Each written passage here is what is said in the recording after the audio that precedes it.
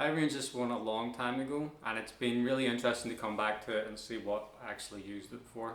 It was mainly as like a little bit of practice for arranging, but also as a technical exercise. Work on mostly alternate picking, but the way that the notes are arranged on the fretboard, I end up falling into a lot of inside picking and sweep picking as well. As well as whenever the pedal notes come in, some of them require a string skip. So overall it became a really, really difficult thing to play and practice, and I spent, I think the first time I arranged it, I finished it and it took me 6 months to get close to okay with it. And it was just because it's so difficult and I had to work a bit at a time.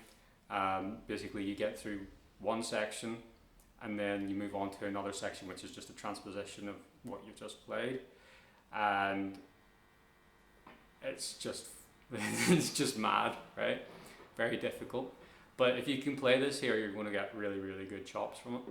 So the way I figured out the first section, you have this shape here. It's just basically a C sharp triad, and then you go into these here pedal notes, and I'm using a finger roll there with my left hand. This is also very important, is you'll find that you'll have to roll the finger back and forward to keep everything clean, and it's very hard to do on an electric guitar with a lot of distortion, which is why I ended up doing it on acoustic. I like that better, but it was intended for electric guitar. So the way I approach this is down, up, down, down, up, and then inside I pick down, up, down, up, down, up, down, up, down, up, down, up, down, up, down, up, down, up. So when you're picking down on the first string and up on the second string, that would be inside picking. And that's where you do the whole way up until you get to the next part. And the picking pattern actually kind of remains the same here.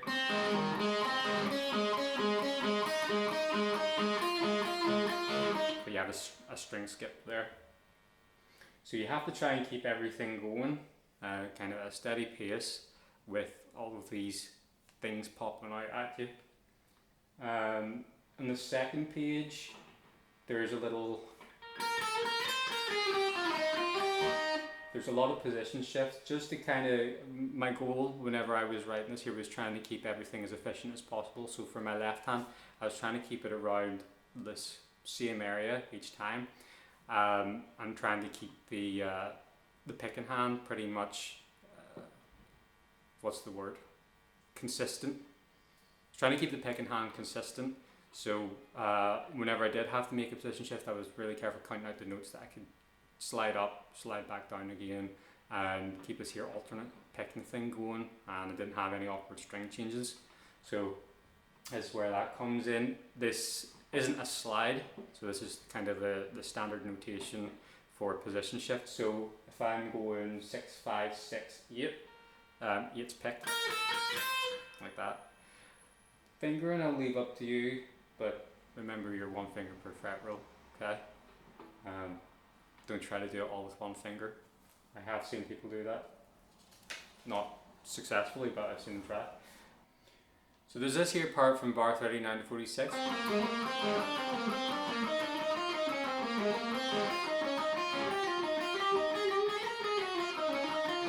And at this point, we have to be very careful of the fingers that we use.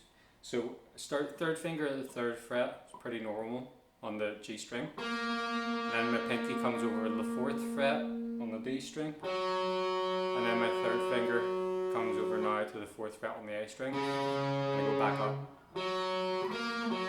Now I'll switch third finger, fourth finger, third finger, and then roll over third finger, and then second finger there. So really it's like I'm shifting up from that scale shape there to like sort of F sharp bar chord, and that's the fingers that I'm using for that. This is a tricky one to get, so you'll want to isolate it. Just work on changing the fingers. 2, 4, 3, 3, 2. Then try the bar 46 into it. Before you move on any further.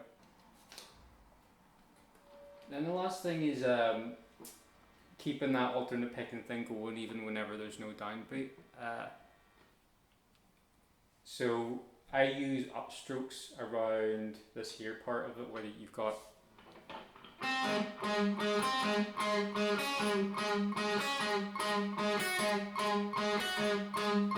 so that's just to keep me consistent again, you know, imagine those there downbeats were actually there.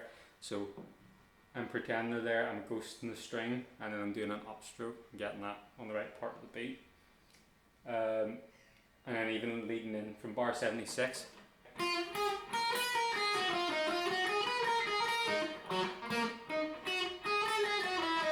know, playing all upstrokes there.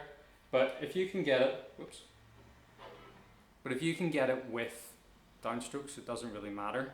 It's just it'll make it harder whenever you come back in again for this part, you know, because your hand's going to be in the reverse direction. So after you've spent all that time practicing all that crazy stuff, and you've got this far, you have the final cadence, and it's the coolest part of the piece, but it's actually the worst part.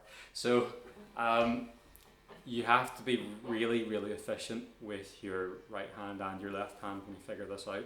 I did include the pick strokes, as well as the position shift slides, and then where I left out picks and just played legato just to make it possible really to keep things right.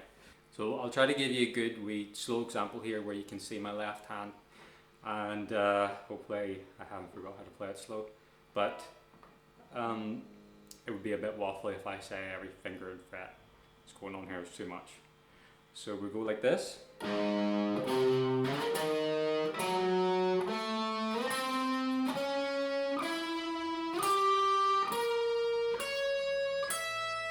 Okay.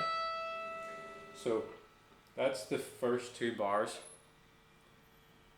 Sorry, 97 and 98 if you're looking at the score. So now that you've mastered bar 97 and 98, you're ready to work on 99 and 100. So I jump up from this 12th fret to the 13th fret, and my first finger is going to play that on the B string, and then my pinky finger will play the 16th fret of the B string. Now I keep this shape whenever I make this jump down the second string. I bring it down so that my pinky finger's at the 7th fret, and then my first finger's at the 4th fret. I make another shift back so that I'm at the 1st fret of the B string, and then I sweep through these here notes. Now I make the choice to jump over this string so that I can sweep pick down from the 6th string, but if you want to keep that up stroke thing going, you can. This is just my personal preference. So you've got this shape now, your G sharp major shape, and then you hammer on here. Okay, and now you're into your C sharp shape again. And you can see those hammer-ons are there just so that you can keep the sweep picking thing going and there's not too much movement. It just keeps things consistent. We've got this little diminished run, and again that sweep pick pattern can go either way. You can do the 3 upstrokes as I've written in, or you can skip that last note, that last upstroke, and do 3 downstrokes instead. Like that. So